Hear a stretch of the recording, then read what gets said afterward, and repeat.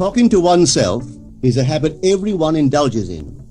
We could no more stop talking to ourselves than we could stop eating and drinking. All that we can do is control the nature and the direction of our inner conversations. Most of us are totally unaware of the fact that our inner conversations are the causes of the circumstances of our life. We are told that as a man thinketh in his heart, so is he. But do we know that man's thinking follows the tracks laid down in his own inner conversations? To turn the tracks to which he is tied in the direction in which he wants to go, he must put off his former conversation, which is called in the Bible the old man, and be renewed in the spirit of his mind. Speech is the image of mind. Therefore, to change his mind, he must first change his speech. By speech is meant those mental conversations we carry on with ourselves. The world is a magic circle of infinite possible mental transformations, for there are an infinite number of possible mental conversations. When man discovers the creative power of inner talking, he will realize his function and his mission in life. Then he can act to a purpose. Without such knowledge, he acts unconsciously. Everything is a manifestation of the mental conversations which go on in us without our being aware of them. But as civilized beings, we must become aware of them and act with a purpose. A man's mental conversations attracts his life. As long as there is no change in his inner talking, the personal history of the man remains the same. To attempt to change the world before we change our inner talking is the struggle against the very nature of things. Man can go round and round in the same circle of disappointments and misfortunes, not seeing them as caused by his own negative inner talking, but as caused by others. This may seem far-fetched, but it is a matter which lends itself to research and experiment. The formula the chemist illustrates is not more certainly provable than the formula of this science by which words are clothed in objective reality. One day a girl told me of her difficulties in working with her employer. She was convinced that he unjustly criticized and rejected her very best efforts. Upon hearing her story, I explained that if she thought him unfair, it was a sure sign that she herself was in need of a new conversation piece. There was no doubt but that she was mentally arguing with her employer, for others only echo that which we whisper to them in secret. She confessed that she argued with him mentally all day long. When she realized what she had been doing, she agreed to change her inner conversations with her employer. She imagined that he had congratulated her on her fine work, and that she, in turn, had thanked him for his praise and kindness. To her great delight, she soon discovered that her own attitude was the cause of all that befell her. The behavior of her employer reversed itself. It echoed, as it had always done, her mental conversations with him. I rarely see a person alone without wondering to what conversation piece is he tied. On what mysterious track is he walking? We must begin to take life consciously, for the solution of all problems lies just in this. The second man, the Lord from heaven in all of us, is trying to become self-conscious in the body, that he may be about his Father's business. What are his labors? To imitate his Father, to become master of the Word, master of his inner talking, that he may mold this world of ours into a likeness with the kingdom of love. The prophet said, "Be ye imitators of God as dear children." How would I imitate God? Well, we are told that God calls things that are not seen as though they were seen, and the unseen become seen. This is the way the girl called forth praise and kindness from her employer. She carried on an imaginary conversation with her employer from the premise that he had praised her work, and he did. Our inner conversations represent in various ways the world we live in.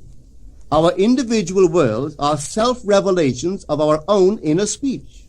We are told that every idle word that men shall speak, they shall give account thereof. For by their words they shall be justified, and by their words they shall be condemned. We abandon ourselves to negative inner talking, yet expect to retain command of life. Our present mental conversations do not recede into the past as man believes, They advance into the future to confront us as wasted or invested words. My word, said the prophet, shall not return unto me void, but it shall accomplish that which I please, and it shall prosper in all the things whereto I sent it. How would I send my word to help a friend? I would imagine that I am hearing his voice, that he is physically present, that my hand is on him. I would then congratulate him on his good fortune, tell him that I have never seen him look better. I would listen as though I heard him. I would imagine that he is telling me he has never felt better, he has never been happier. And I would know that in this loving, knowing communion with another, a communion populous with loving thoughts and feelings, that my word was sent, and it shall not return unto me void, but it shall prosper in the thing whereto I sent it. Now is the accepted time. Now is the day of salvation. It is only what is done now that counts, even though its effects may not be visible until tomorrow. We call not aloud, but by an inner effort of intense attention. To listen attentively, as though you heard, is to create. The events and relationships of life are your word made visible. Most of us rob others of their willingness and their ability to be kind and generous by our fixed attitudes towards them. Our attitudes unfold within us in the form of mental conversations. Inner talking from premises of fulfilled desire is the way to consciously create circumstances. Our inner conversations are perpetually outpictured all round us in happenings. Therefore, what we desire to see and hear without, we must see and hear within, for the whole manifested world goes to show us what use we have made of the word. If you practice this art of controlled inner speaking, you too will know what a thrill it is to be able to say, and now I have told you before it come to pass, that when it is come to pass, ye might believe. You will be able to consciously use your imagination to transform and channel the immense creative energies of your inner speech from the mental, emotional level to the physical level. And I do not know what limits, if any, there are to such a process. What is your aim? Does your inner talking match it? It must, you know. If you would realize your aim, for as the prophet asked, can two walk together except they be agreed? And of course the answer is no, they cannot. The two who must agree are your inner conversation and the state desired. That is, what you desire to see and hear without, you must see and hear within. Every stage of man's progress is made by the conscious exercise of his imagination, matching his inner speech to his fulfilled desire. As we control our inner talking, matching it to our fulfilled desires, we can lay aside all other processes. Then we simply act by clear imagination and intention. We imagine the wish fulfilled and carry on mental conversations from that premise. The right inner speech is the speech that would be yours were you to realize your ideal. In other words, it is the speech of fulfilled desire. Now you will understand how wise the ancient was when he told us in the Hermetica, there are two gifts which God has bestowed upon man alone, and on no other mortal creature. These two are mind and speech, and the gift of mind and speech is equivalent to that of immortality. If a man uses these two gifts rightly, he will differ in nothing from the immortals. And when he quits his body, mind and speech will be his guides, and by them he will be brought into the troop of the gods and the souls that have attained to bliss. With the gift of mind and speech, you create the conditions and circumstances of life. In the beginning was the Word, and the Word was with God, and the Word was God. The Word, said Hermes, is Son, and mind is Father of the Word. They are not separate one from the other, for life is the union of word and mind. You and your inner talking or word are one. If your mind is one with your inner conversation, then to be transformed in mind is to be transformed in conversation. It was a flash of the deepest insight that taught Paul to write, put off the former conversation, the old man, which is corrupt, and be renewed in the spirit of your mind. Put on the new man. Put on the new man and be renewed in the spirit of your mind, is to change your inner conversation, for speech and mind are one. A change of speech is a change of mind. The prophet Samuel said, "The Lord spake by me, and his word was in my tongue." If the Lord's word was in the prophet's tongue, then the Lord's mouth that uttered the word must be the prophet's mind. For inner conversations originate in the mind and produce little tiny speech movements in the tongue. The prophet is telling us that the mouth of God is the mind of man, that our inner conversations are the word of God, creating life about us as we create it within ourselves. In the Bible you are told that the word is very near to you, in your mouth and in your heart, that you may do it. See, I have set before you this day life and good, death and evil, blessings and cursings. Choose life. The conditions and circumstances of life are not created by some power external to yourself. They are the conditions which result from the exercise of your freedom of choice, your freedom to choose the ideas to which you will respond. Now is the accepted time. This is the day of salvation. Whatsoever things are of good report, think on these things. For your future will be formed by the word of God, which is your present inner talking. You create your future by your inner conversations. The worlds were framed by the word of God, that is, your inner talking. See yonder fields? The sesamum was sesamum, the corn was corn, the silence and the darkness knew. So is a man's fate born. For ends run true to origins. If you would reap success, you must plant success. The idea in your mind which starts the whole process going is the idea which you accept as true. This is a very important point to grasp, for truth depends upon the intensity of imagination, not upon facts. When the girl imagined that her employer was unfair, his behavior confirmed her imagination.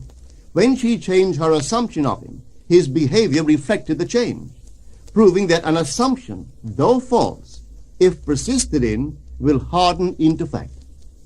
The mind always behaves according to the assumption with which it starts. Therefore, to experience success, we must assume that we are successful.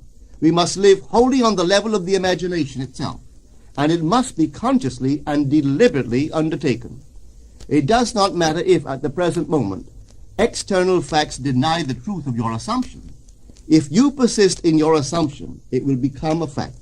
Signs follow. They do not precede. To assume a new concept of yourself is to that extent to change your inner talking or word of God, and is therefore putting on the new man.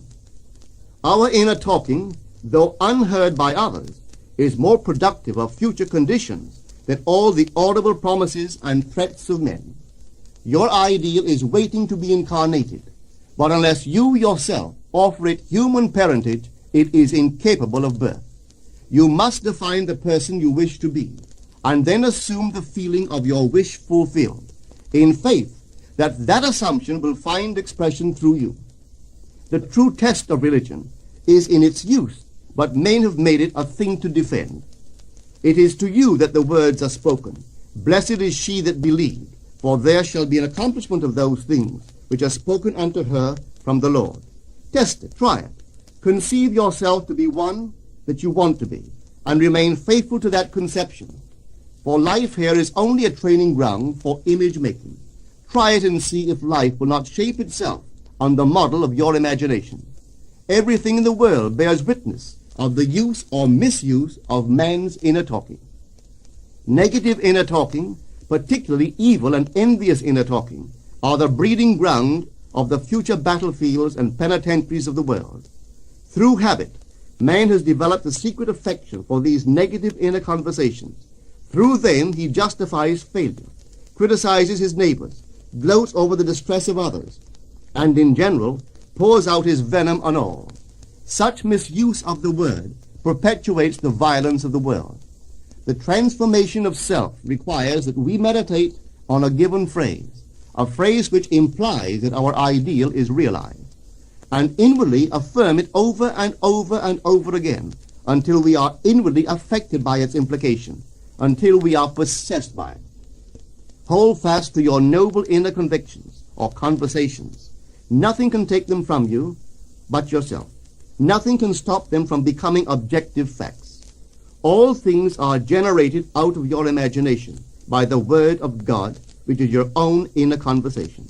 And every imagination reaps its own words, which it has inwardly spoken. The great secret of success is a controlled inner conversation from premises of fulfilled desire. The only price you pay for success is the giving up of your former conversation, which belongs to the old man, the unsuccessful man. The time is ripe for many of us to take conscious charge in creating heaven on earth, to consciously and voluntarily use our imagination to inwardly hear and say only that which is in harmony with our ideal is actively bringing heaven to earth. Every time we exercise our imagination lovingly on behalf of another, we are literally mediating God to that one. Always use your imagination masterfully, as a participant, not an onlooker. In using your imagination to transform energy from the mental, emotional level to the physical level, extend your senses. Look and imagine that you are seeing what you want to see, that you are hearing what you want to hear, and touching what you want to touch. Become intensely aware of doing so. Give your imaginary state all the tones and feeling of reality. Keep on doing so until you arouse within yourself the mood of accomplishment and the feeling of relief. This is the active, voluntary use of the imagination, as distinguished from the passive, involuntary acceptance of appearances. It is by this active, voluntary use of the imagination that the second man, the Lord from heaven, is awakened in man. Men call imagination a plaything, the dream faculty, but actually it is the very gateway of reality. Imagination is the way to the state desired. It is the truth of the state desired, and the life of that state desired. Could you realize this fully, then would you know that what you do in your imagination is the only important thing. Within the circle of our imagination, the whole drama of life is being enacted over and over again. Through the bold and active use of the imagination, we can stretch out our hand and touch a friend 10,000 miles away and bring health and wealth to the parched lips of his being. It is the way to everything in the world. How else could we function beyond our fleshly limitations? But imagination demands of us a fuller living of our dreams in the present. Through the portals of the present, the whole of time must pass. Imagine elsewhere as here, and then as now. Try it and see. You can always tell if you succeeded in making the future dream a present fact by observing your inner talking. If you are inwardly saying what you would audibly say, were you physically present and physically moving about in that place, then you have succeeded. And you could prophesy from these inner conversations and from the moods which they awaken within you what your future will be. For one power alone makes a prophet, imagination, the divine vision.